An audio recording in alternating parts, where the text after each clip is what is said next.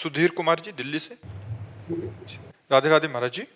महाराज जी, जब कोई लड़का अपने विवाह के समय लड़की के पिता के सामने दहेज की इच्छा या मांग रखता है और लड़की के पिता इच्छा पूरी भी करते हैं, तो क्या ये उस लड़के पर लड़की के पिता का कर्ज चढ़ जाता है, या अगर कर्ज नहीं है, धर्म से रहित बात है। ब्याह सुयोग्य कन्या, सुयोग्य वर देख करके तय किया गया, ब्याह हो गया। अब लड़की पक्ष का जो भाव था वो वर पक्ष को दे दिया, बातचीत नहीं हुई।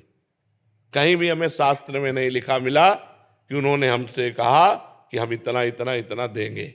वो कन्या दी, उसके साथ जो उनका भाव रहा, वो चाहे 1000 सोने के रथ, 1000 हाथी, ये वो दे दिए। मांगना, तय करना, ये बिल्कुल शास्त्र विरुद्ध आचरण है, बिल्कुल नहीं करना चाहिए। किसका प्रश्न है? हाँ, बिल्कुल नहीं करना चाहिए। ना तो लड़के पक्ष को ये बात रखनी चाहिए, लड़के पक्ष को बात रखनी चाहिए तुम्हारी लड़की हमारे लड़के के सुयोग्य वर ये काफी है, अब आपका जो मनावे सो दे देना, हम उसकी आकांक्षा नहीं रखते। लड़की पक्ष को चाहिए कि जैसे पुत्रों को विभाजित संपत्ति किया, ऐसे कन्या का भी हिस्सा लगा करके उसके साथ दे देना चाहिए, बिना मांगे दे देना चाहिए। मांगना ये दहेज के अंतर्गत आता, और दहेज प्रथा ये हमारे संस्कारों को, हमारे धर्म को ये मिटिया मेट कर रही है। लड़की हुई, सुनते ही उसका पिता जल जाता है। लड़की हुई क्यों? क्योंकि अब दहेज देना पड़ेगा।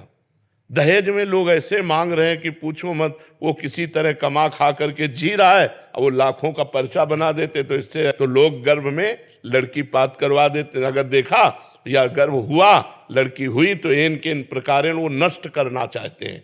ये दहेज प्रथा ही तो ऐसे आचरणों को प्रेरित करती है। और तुम अपनी कमाई से नहीं तृप्त होगे, वो लड़की दे, केवल लिंग परिवर्तन से ही तुम महान हो गए क्या?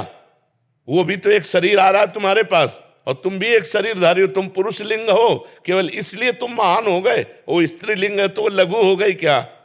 विचार करके देखो, तुम केवल पुरुष लिंग हो, बस इसी यही बात तो है। वो स्त्री लिंग है, केवल यही बात, वो तुम्हारे घर आ रही है।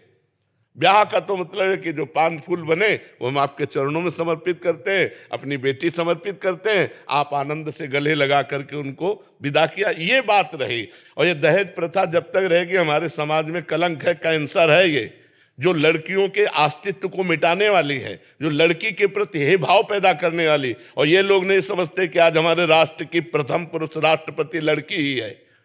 और आज बॉर्डर में सेना के साथ जोड़ पे जोड़ कंधा मिलाए लड़कियां खड़ी हैं। लड़कियां कोई साधारण समझते हो, दैवी शक्ति है। तो लड़कियों को क्या समझ रखा, केवल स्त्रीलिंग होने के कारण वो इतना घट गई कि तुम्हें रुपया भी दे और लड़की भी दे। सुशील, सज्जन, शांत, परम पवित्र परिवार कोई लेने के लिए लड़की तैयार नहीं, तैयार है रुपया लेने के लिए। 10 लाख फलदान में दीजिए, इतने परीक्षा में दीजिए, इतने ब्याह में दीजिए। किसान आदमी 10 लाख कहाँ से देगा? किसान आदमी को जीना मुश्किल होता है, उसकी सिंचाई, उसकी मल, बहुत कोई 100-200 बीघा का जमींदार हो तो बात अलग है। 10-10 बीघा जमीन है, उसी से पूरे परिवार का पोषण होता है। कुछ चंद रुपए बचे, वो स्कूल आदि की पढ़ाई, कपड़ा लत्ता, इसमें खर्चा होता है। अरे बड़े खर्चा गृहस्थी में होते हैं।